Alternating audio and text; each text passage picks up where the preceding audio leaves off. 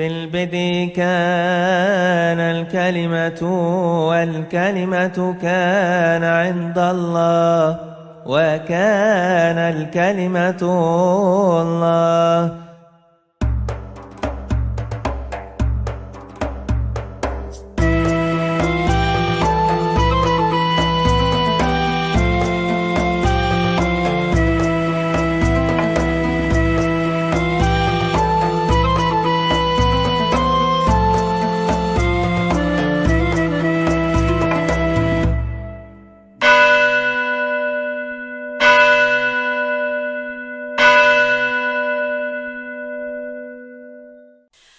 Shalom Aleichem Besem Hamashiach, salam sejahtera di dalam Kristus. Berjumpa dengan saya Syafa dalam program Q&A bersama Dr. Bambang Nursena. Shalom Mbah. Shalom. Baik para pemirsa, kita akan menjawab pertanyaan-pertanyaan yang selama ini sudah masuk di kolom komentar dalam channel YouTube Bambang Nursena. Tetapi tidak bisa kita jawab semua dalam program kali ini. Kita akan membuat program Q&A yang lain untuk menjawab pertanyaan-pertanyaan saudara semua. Bah, kita ada 6 pertanyaan untuk kali ini, Bah, yang nanti Abah bisa jelaskan dan jawab untuk teman-teman kita yang sudah memberikan pertanyaan melalui kolom komentar ya. Yang pertama, bagaimana cara menjawab pertanyaan bahwa Alkitab Kristen sudah dipalsukan? Ini klasik sekali, dan terus dituduhkan kepada kita. Ya, yang pertama mungkin kesan itu dibangun karena mereka melihat Alkitab yang dibaca oleh orang Kristen itu biasanya dicetak dalam wujud terjemahan. Ya. Ya, Alkitab bahasa Indonesia, bahasa Jawa, Inggris, bahasa Inggris, bahasa Batak, dan lebih-lebih dalam bahasa Inggris itu disebut version. Jadi seolah-olah banyak versi, teks aslinya tidak ada. Padahal sebenarnya tidak seperti itu. Ya. Kalau misalnya Alkitab itu dituduh palsu karena tidak ada teks aslinya, nah sekarang harus ditanyakan dulu makna asli itu apa. Kalau makna asli itu hanya bahasa asli yang dipakai Alkitab, ya masih ada dan sampai sekarang pun bisa dibeli, bisa dipelajari. Bahkan kalau Anda seorang seminarian, seorang di sekolah teologi tentu ada. Ini misalnya ini untuk kitab Injil Perjanjian Baru dengan bilingual, ya, Yunani itu ya, bahasa Bah? Yunani koine dengan bahasa Indonesia. Ya. Dan ini sudah diterbitkan oleh Lembaga Alkitab Indonesia sejak lama sekali, tahun 80-an. Kemudian kalau bahasa Ibrani itu untuk Perjanjian Lama, yaitu juga Ibrani Indonesia. Jadi itu LAI juga sudah menerbitkan LAI sudah menerbitkan sejak tahun 2001 kalau tidak salah sudah terbit. Nah, tapi kalau dipertanyakan lebih lanjut itu asli dalam pengertian apa? Pertama, bahasa asli yang digunakan menulis kitab suci. Misalnya kitab Taurat ya, Torah, kitab nabi-nabi, Nebim dan Ketuvim, kitab Tanakh ya namanya. Tanakh ya, singkatan Tanakh itu juga ada. Dan yang menarik bahwa Tanakh yang dibaca orang Yahudi yang kita sebut dengan Perjanjian Lama itu sama persis. Jadi seumpama orang Kristen memalsukan kitab, Tanakhnya kan sudah beda dengan miliknya orang Yahudi. Nyatanya sekarang kalau misalnya Anda pergi ke negara-negara yang banyak orang Yahudinya ya, misalnya di Australia itu atau di Israel sekalian di sana, toko-toko buku Yahudi itu menjual yang namanya Tanakh ya. Tanakh itu Torah, Nebim, Ketuvim itu sendiri seperti yang dibaca orang Kristen persis ya.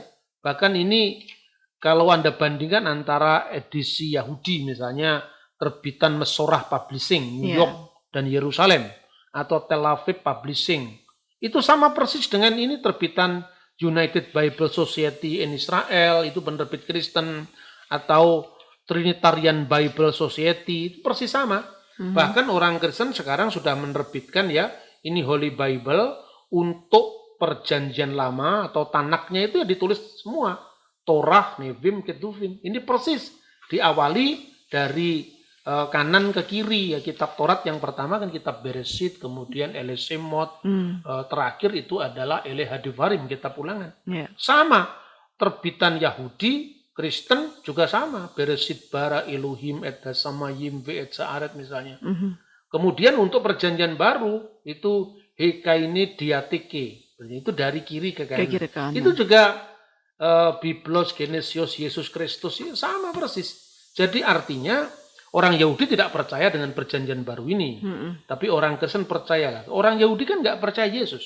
Bagaimana kok kitabnya masih bisa sama? Artinya Kristen juga mengikuti Tanakh Yahudi, dan itu adalah fakta yang tidak bisa terbantah. Seumpama orang Kristen memasukkan kitab, kan kitabnya sudah beda dengan Yahudi.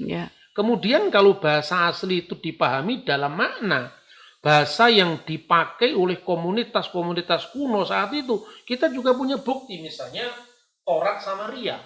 Ini Taurat Samaria, Pentateuchus Samaritanus, atau disebut Torah Somron. Torah Samaria ini tertulis dalam huruf Samaria, dan huruf Samaria itu huruf yang lebih kuno dari huruf Masoretik, huruf Hasmonaim ya. Itu berasal dari abad ketiga sebelum Masehi. Nah, sampai sekarang masih ada di dalam kitab Bereshitnya, mereka membaca dengan bacaan yang punya varian kiri, cara membaca yang berbeda. Misalnya Bereshit itu dibaca Barashit, Bara, Aluwim.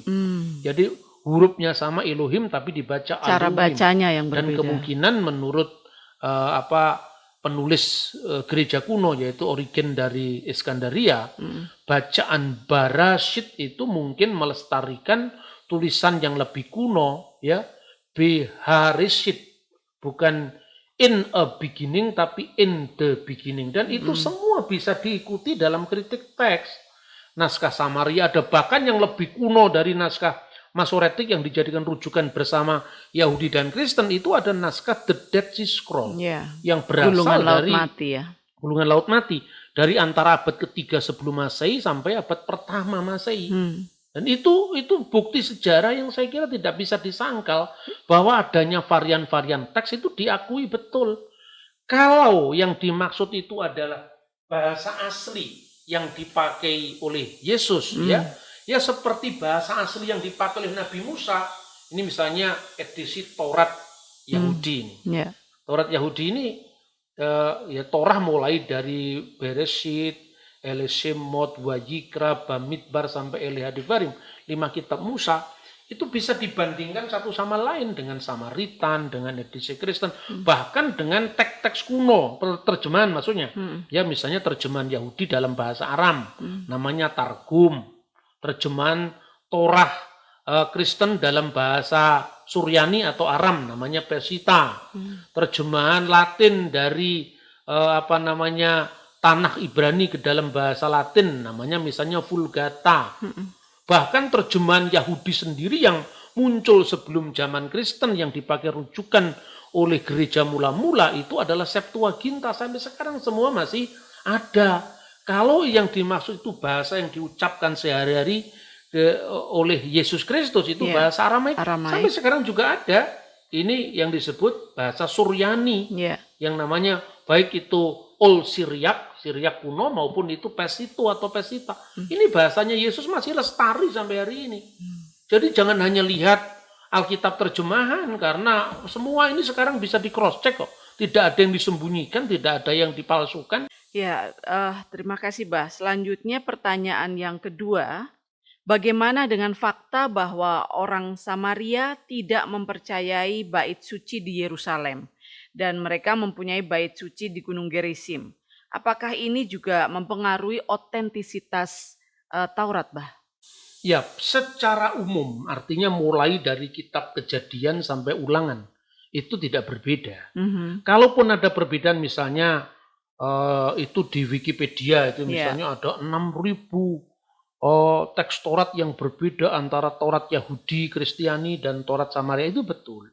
Tapi perbedaan itu karena apa? Pertama, sekitar 3.000 perbedaan itu terjadi karena cara penulisan.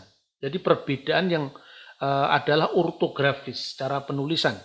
Jadi misalnya kan di kalangan orang Yahudi sendiri maupun gereja kuno itu terjadi. Ya seperti kalau perbedaan itu sekarang kita bandingkan kalau kita menulis Pancasila dengan TJ untuk terjemahan bukan terjemahan naskah Indonesia zaman Bung Karno, karena belum memakai ejaan yang disempurnakan. Dan zamannya Pak Harto Pancasila ditulis dengan huruf C tanpa strip. Itu kan bukan pemalsuan, itu perbedaan cara penulisan. Nah, yang begitu jumlahnya sekitar 3.000. Jadi antara teks Masoretik dengan teks Samaritan atau teks Qumran dengan teks Samaritan tadi hal-hal seperti itu bisa terjadi. Misalnya nulis Elohim itu karena nikutnya belum ada yang menandakan O ya Elohim itu alef lamet vav he yod mim. Tetapi kalau sekarang kan sudah pakai nikut, memakai tanda-tanda huruf hidup. Itu terjadi antara penulisan Hasmonaim, penulisan Herodian dan penulisan Masoretik. Seperti itu. Tapi kalau yang 3.000 berikutnya itu karena apa? Karena begini. Ini berkaitan dengan Bukit Gerizim tadi. Orang Samaria itu kan tertolak sama orang Yahudi yang lain pasca pembuangan dari Babel. Jadi ketika Kores Agung mengeluarkan dekret untuk memulangkan orang-orang tawanan ketika dia menang perang dengan Babel, maka tawanan Babel dikembalikan ke negeri asal mereka, termasuk orang Yahudi. Dan itu bukan hanya cerita dalam Alkitab. Kalau cerita dalam Alkitab saja kan orang boleh meragukan karena Anda bukan Kristen. Itu terbukti dari penemuan silinder Kores Agung. Lalu termasuk orang-orang Yahudi diberikan kebebasan untuk pulang ke negeri mereka dan membangun bait suci mereka. Nah, karena orang Samaria tertolak, karena alasannya ketika mereka dijajah Asyur, jadi kerajaan Israel kan terpecah dulu jadi 2. Yang wilayah utara ibu kota Samaria, wilayah selatan ibu kota Yerusalem. Wilayah selatan disebut kerajaan Yehuda itu bertahan sampai tahun 586 sebelum Masehi. Sampai kemudian mereka dibebaskan oleh Kores Agung. Kemudian yang di wilayah utara itu sampai tahun 722 sebelum Masehi. Nah, pada waktu mereka dijajah Asyur itu untuk mengurangi potensi pemberontakan, maka didatangkan suku-suku dari Babel, Kuta, Sefarwaim, ada 5 suku yang kawin-mawin dengan orang Samaria itu. Maka bagi orang Yahudi ini sebuah larangan karena apa? Memasukkan bangsa lain ke dalam rumah orang Israel berarti mereka akan menerima dewa-dewa bangsa asing. Itu Abu Dazarah, penyembahan berhala.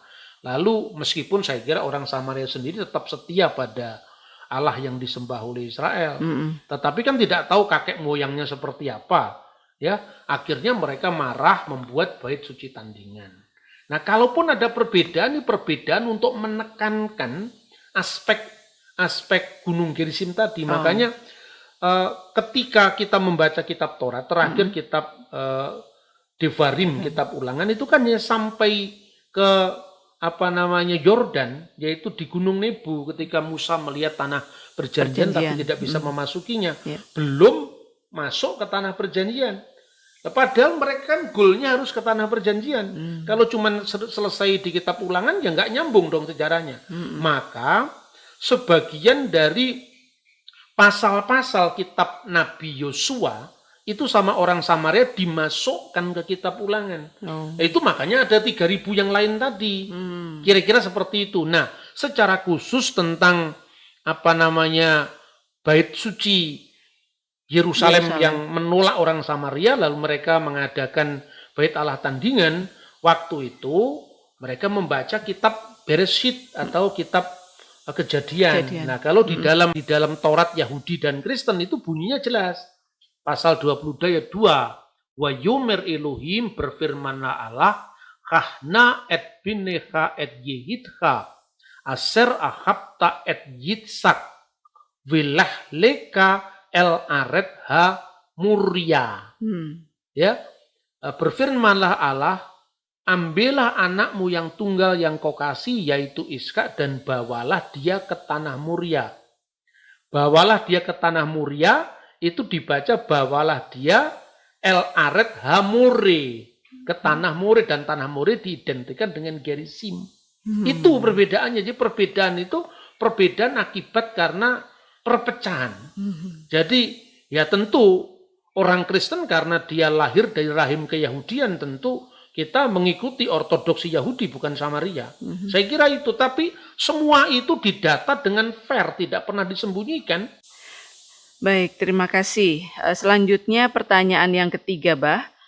Bagaimana sikap kita orang Kristen tentang perbedaan varian teks Taurat Yahudi atau Kristiani dengan Taurat Samaria, Bah? Nah, itu kita mesti meneladani ya junjungan agung kita, juru selamat kita, Yeshua HaMasiah, Yesus Kristus. Ya. Orang Kristen meneladani Yesus. Artinya ketika kita berbeda dengan pihak lain dalam konteks ortodoksia atau pemahaman iman, kita tidak boleh membenci. Ya. Kelakuan baik tetap berharga di mata Tuhan. Makanya Yesus mengatakan, ketika murid-muridnya lapor bahwa ada orang yang mengusir setan atas nama Yesus, padahal mereka bukan dari golongan kita. Yesus jangan larang mereka. Ya.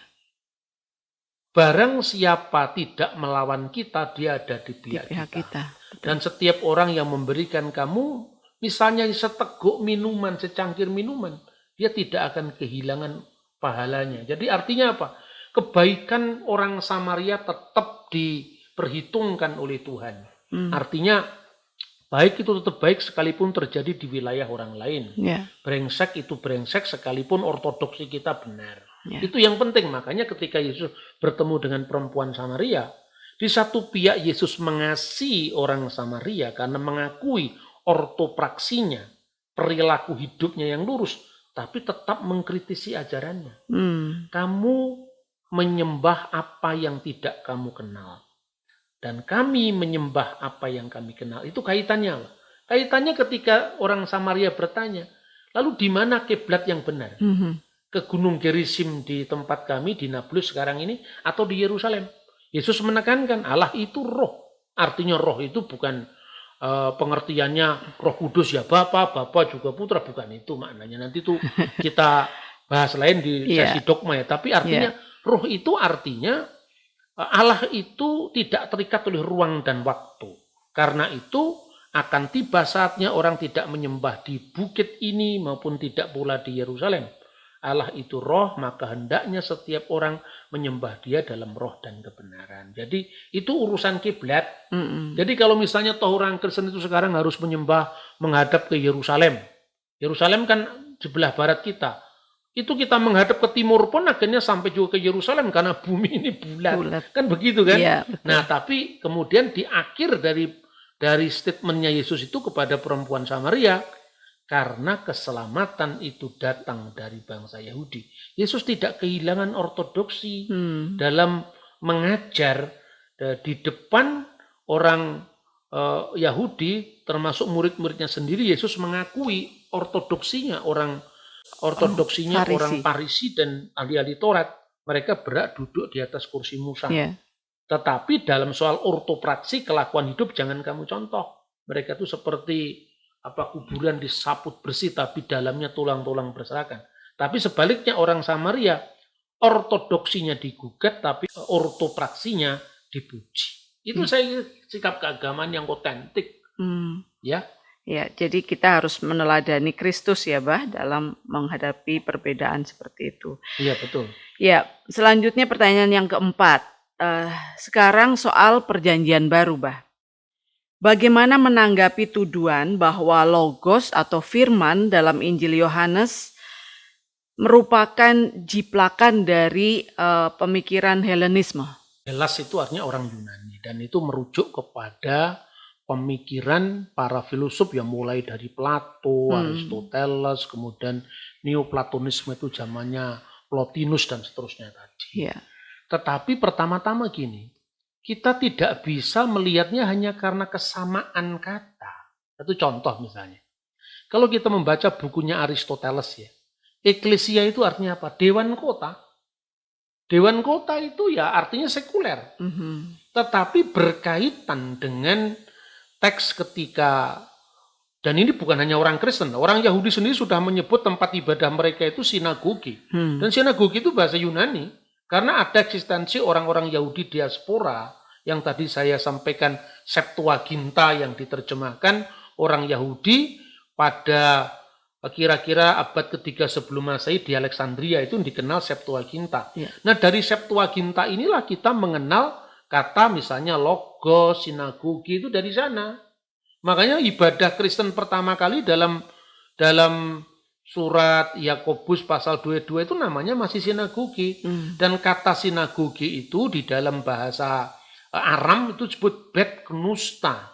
Nah knusta itu sebetulnya sejajar dengan bahasa Ibrani kneset.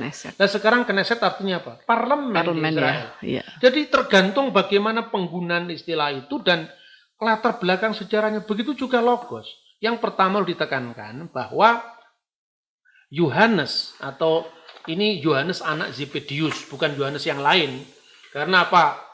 Mata rantainya itu jelas ya dari gereja purba. Yohanes itu muridnya Yesus, meninggal di Efesus tahun 96. Itu jelas sekali meninggalkan Yerusalem kira-kira tahun berapa. Itu jelas semua tercatat. Dan semua itu tercatat dengan kalau istilah Islam itu sanad ya. Sanad itu mata rantai tidak terputus ini misalnya. Yang namanya The Apostolic Fathers. Ini tulisan dari murid-muridnya para rasul. Jadi saya lebih percaya pada tulisan muridnya para rasul ketimbang saya harus percaya dengan mazhab Tübingen yang muncul di abad 19 karena tidak memiliki mata rantai yang bersambung sampai zamannya Yesus, muridnya Yesus, murid dari muridnya Yesus sampai bapak-bapak konsili sampai gereja modern. Dan kemudian bukti-bukti naskah ya. Selain perjanjian lama kita lengkap punya naskah, perjanjian baru kita juga punya. Dari naskah, misalnya tulisan Yohanes yang tadi saya sampaikan memuat logos tadi. Misalnya itu ditemukan ada naskah yang sangat dekat dengan zamannya Yohanes. Karena Rasul Yohanes anak Zebedius itu meninggal di Efesus tahun 96 Masehi.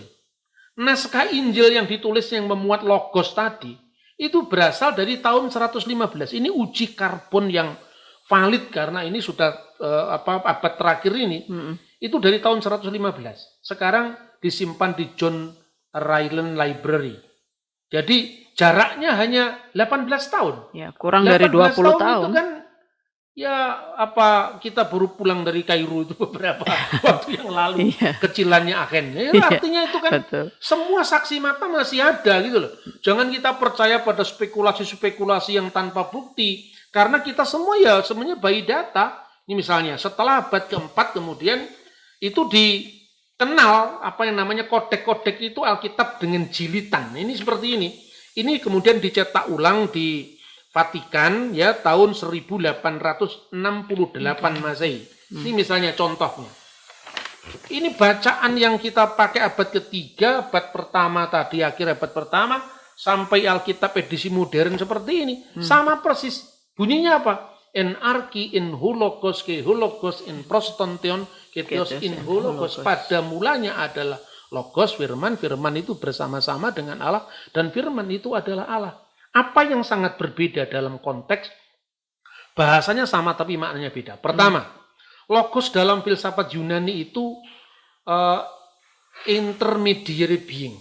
Jadi dia bukan theos dan bukan anthropos. Bukan theos dan bukan manusia. Bukan theos dan bukan kosmos. Alam semesta itu beda. Dengan iman Kristen jelas-jelas mengatakan ke theos in ho logos. Dan theos sendirilah logos itu. Tetapi dalam ayat 14 disebutkan dengan jelas ke ho logos sax egeneto. Dan logos atau firman itu telah menjadi manusia. Berarti kalau dalam iman Kristen logos itu sepenuhnya Allah sebagai firman atau sebagai logos tadi dan sepenuhnya manusia ketika firman itu turun ke dunia menjadi manusia. Nah sementara dalam filsafat Yunani tidak mungkin logos menjadi manusia. Karena itu baina bukan Allah, bukan manusia, itu pengantara. Dia tidak bisa menjadi Allah, tidak bisa menjadi manusia. Dan gema dari ajaran yang ditekankan Yohanes menghadapi bidat-bidat, bid'ah, heretik, antara lain kelompok Kerintus nanti diteruskan oleh Marcion, itu jejaknya jelas bisa dibaca di Apostolic Fathers. Jelas di sana Rasul Yohanes menyebutnya dengan Mesicha Dagala yang diterjemahkan dalam bahasa Arab menjadi Al-Masihud Dajjal. Dajjal. Itu bukan bahasa Arab asli. Itu tidak ada dalam Al-Quran. Itu Serapan itu berarti. Itu serapan dari bahasa Aramaik. Dan bahasa Aramaik itu bahasa yang diucapkan oleh lisannya Yesus langsung. Misalnya, siapa sih Dajjal itu? Yang menolak Yesus sebagai Kristus. Di tempat lain yang menolak Yesus telah datang sebagai manusia.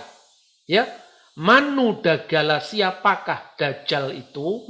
Nah, huruf dagala itu huruf G-nya menjadi J. Makanya Gabriel menjadi Jibril. Dagala menjadi Dajjal. Terus definite artikel Aramaik itu di belakang. Mesika artinya Masia. Dagala artinya Ad-Dajjal. Itu Manu dagala, siapa Dajjal itu? Ila in aina dekapar, kecuali dia yang kafir, yang menolak, itu bahasa Aramnya juga kafar, de Yeshua, kepada Yesus, lahua masih kabar dia telah datang sebagai Kristus, hanahu masih kadagala, dia itulah Al-Masih Dajjal. Itu clear, jelas sekali mata rantainya itu. Makanya beda. Kalau dalam alam pikiran Yunani, Logos tidak mungkin jadi manusia. Di dalam iman Kristen, Logos benar-benar jadi manusia. Kenapa kita memakai Logos? Karena berasal dari Septuaginta. Dan Septuaginta itu Alkitabnya Yahudi, bukan Alkitab yang dibikin orang Kristen. Terjemahan itu muncul di Alexandria oleh orang-orang Yahudi sendiri. Di mana kata Davar Elohim diterjemahkan Logos Tuteu. Logosnya Tuhan. Seperti itu. Menarik kalau membahas itu ya, Bah. Dan memang tidak bisa sesimpel itu. Ya tidak bisa. Orang mengatakan bahasa sehari-hari tidak bisa. Ya. Baik, selanjutnya pertanyaan yang kelima. Kalau Yesus adalah firman Allah, lalu dianggap sama dengan Allah, bukankah seluruh ciptaan ini juga hasil dari firman Allah? Lalu apa bedanya dengan Yesus, Bah? Nah, itu kan pandangan Islam. Jadi orang tuh tidak bisa menilai orang lain dari agamanya. Kita tidak boleh. Itu namanya imperialisme doktriner.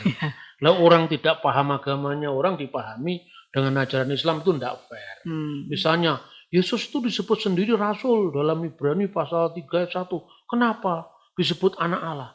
Nah, dia tidak ngerti istilah anak Allah itu artinya apa. Dipikir anak itu beranak. Terus bidannya siapa? Kan nggak ada orang seprimitif itu. Ya, pengertian firman menjadi manusia. Itu yang pertama digarisbawahi adalah firman dalam iman Kristen itu bukan sekedar kata-kata verbal. Ya. Nah, kalau dalam Islam itu kan kalam Allah itu disebut kata-kata verbal karena kun fayakun, Tuhan menciptakan hendaklah jadi maka jadilah kan. Innama amru idza arada sayan ayakula lahu kun fayakun. Apabila Allah itu menghendaki sesuatu, dia cuma berkata, ini kan kalimat kata verbal, jadi maka jadilah. Dalam iman itu tidak seperti itu. Bahwa Allah menciptakan dengan firman-Nya itu betul, itu diakui dalam iman. Tapi tidak hanya itu gitu loh.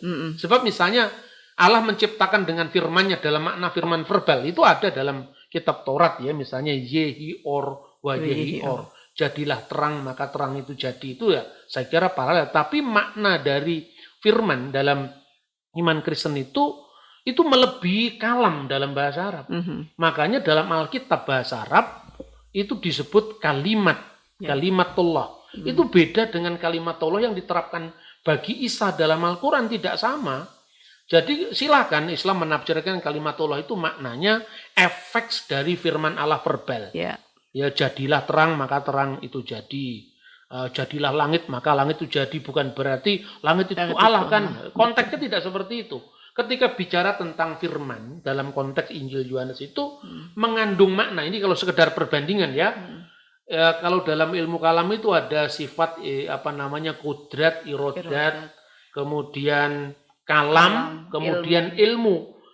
Masih ada yang lain, tapi keempat ini itu terkandung dalam satu kata, yaitu memra atau logos. Karena dalam logos itu ada kuasa. Maka logosnya Tuhan itu berkuasa atas segala sesuatu. Firman yang kuutus itu pasti semuanya jadi, kata firman Tuhan. Apa yang dikehendaki pasti jadi. Jadilah terang, maka terang itu jadi. Firman itu juga adalah merupakan selain kuasa, kehendak, itu juga adalah ilmunya Tuhan. Maka dia juga dikenal sebagai hokmah Elohim. Ya.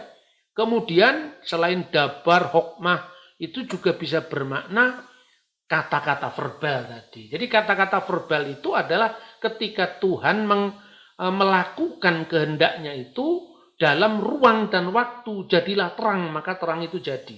Itu kan ciptaan dalam ruang dan waktu. Tetapi yang dibicarakan firman Allah ini adalah praeksistensi firman yang ada dalam diri Allah sendiri.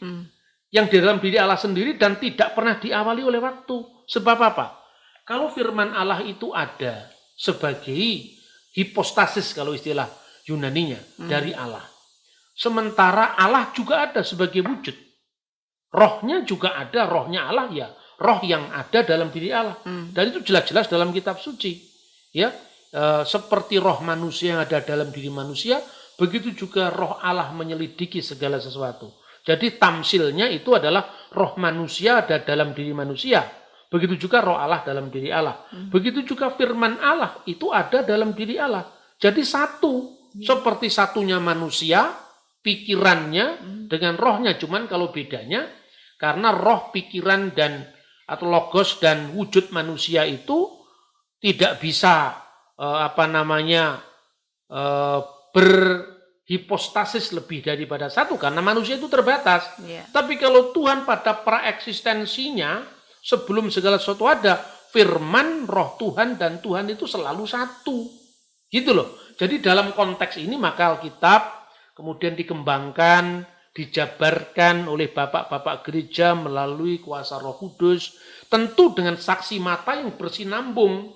Jadi misalnya ajaran yang menegaskan Kristus sepenuhnya ilahi, sepenuhnya insani, itu sudah diucapkan oleh muridnya Petrus, yang namanya Ignatius dari Antioquia.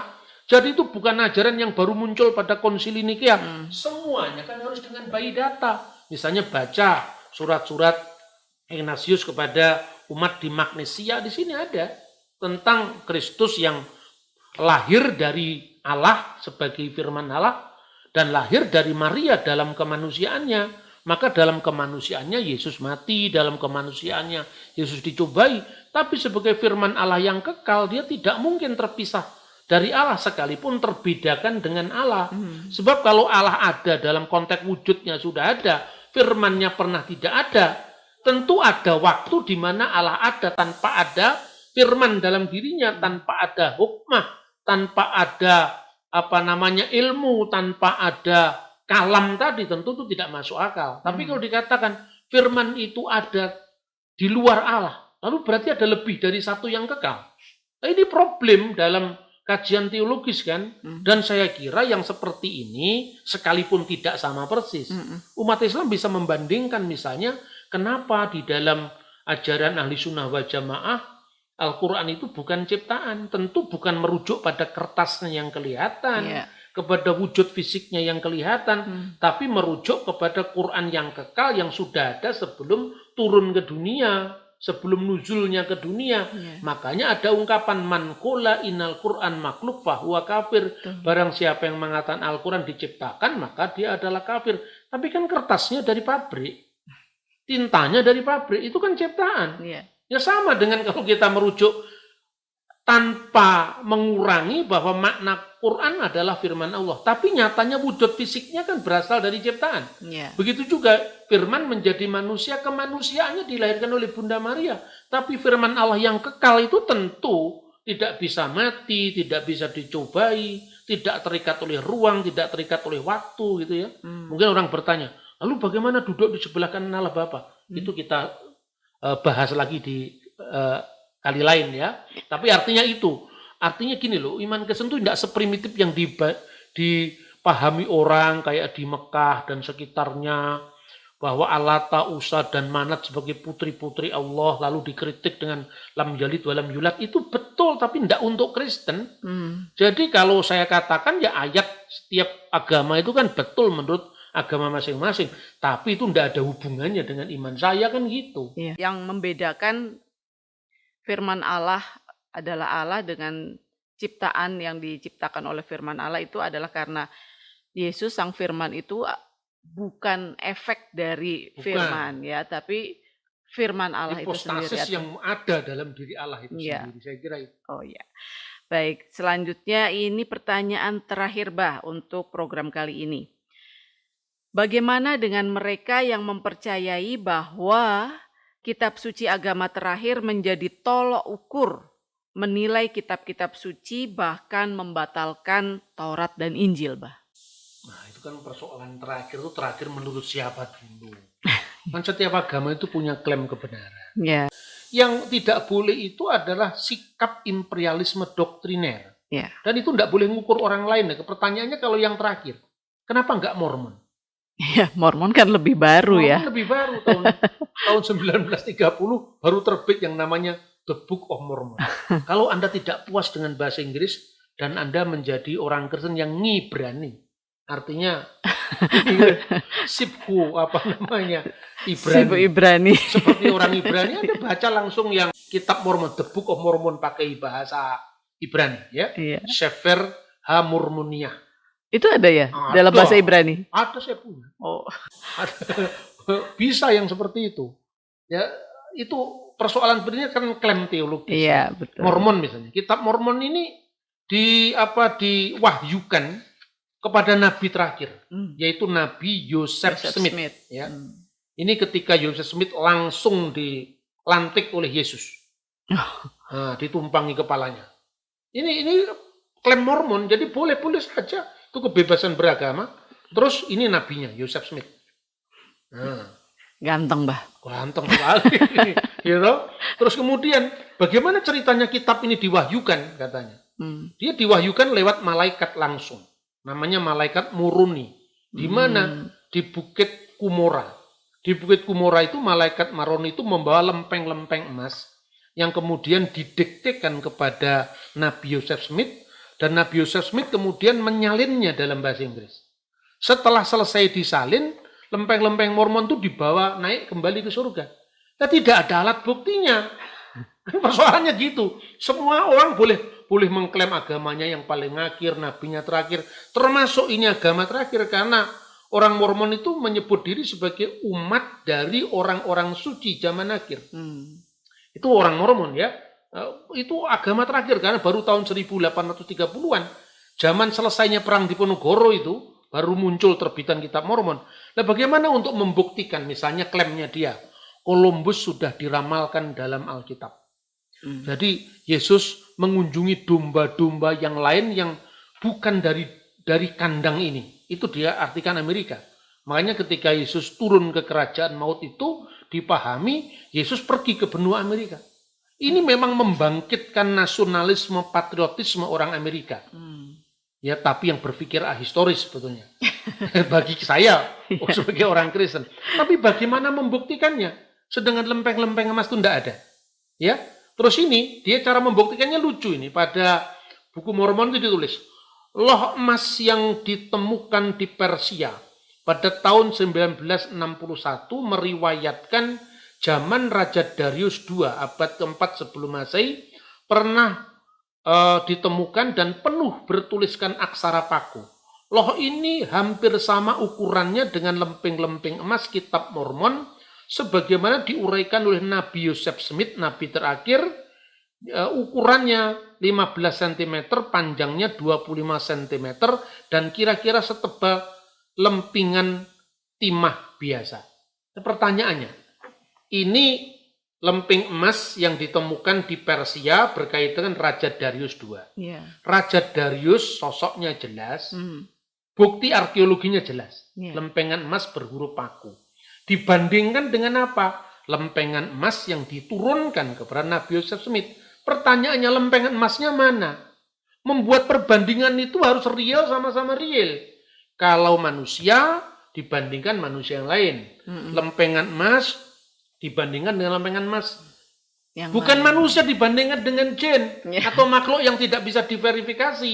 Kan begitu kan? Ini bukan bukti sejarah, ini klaim sepihak. Jadi kelihatannya ilmiah, tapi sebenarnya tidak ilmiah. Tidak ada tolok ukurnya untuk membuktikan mana, naskahnya Mormon itu mana.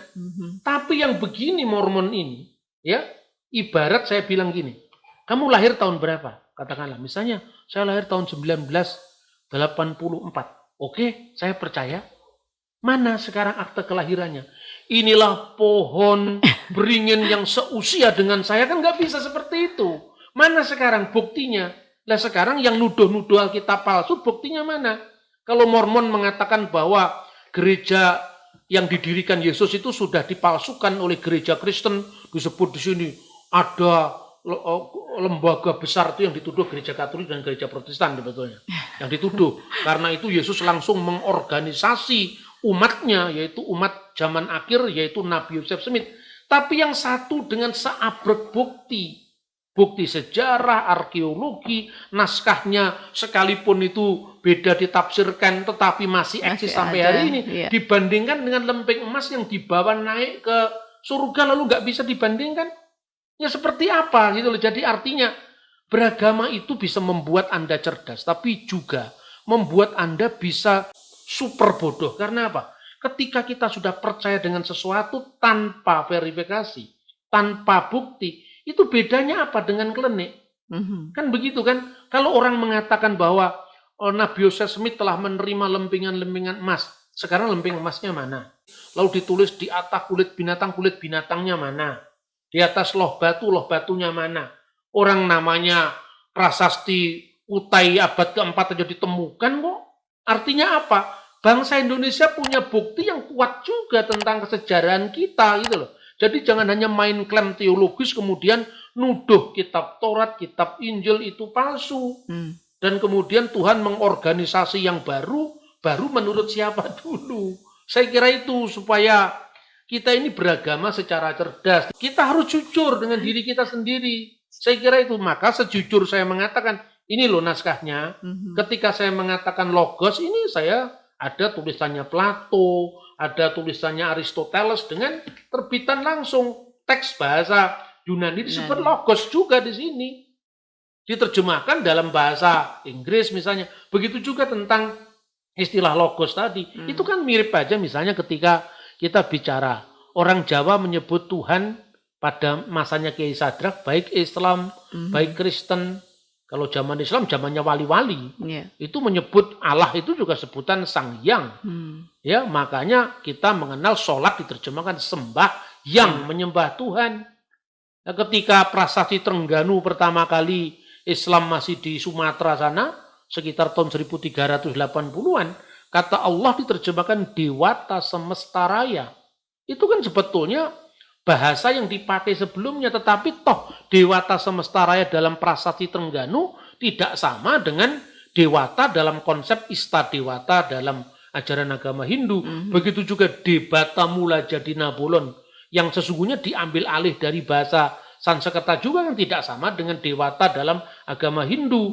Begitu juga tentang logos tidak sama, ya. Jadi yang seperti itu harus dijelaskan, diklarifikasi tanpa harus membenci, tanpa harus mengolok-olok. Kenapa sih kita beragama harus saling mengutuk? Betul. Nah, semoga ini bisa mencerahkan semuanya. Ya, terima kasih, Bah. Jadi memang harus kita harus lebih arif dan bijaksana memandang perbedaan ya. Tidak boleh saling menghakimi satu dengan yang lain. Tidak sama tetapi tetap bisa bersama-sama. Ya, betul. Ya, terima kasih Bah untuk jawaban-jawabannya. Semoga ini juga bisa menjawab pertanyaan-pertanyaan dari pemirsa semua di channel YouTube Bambang Nursena.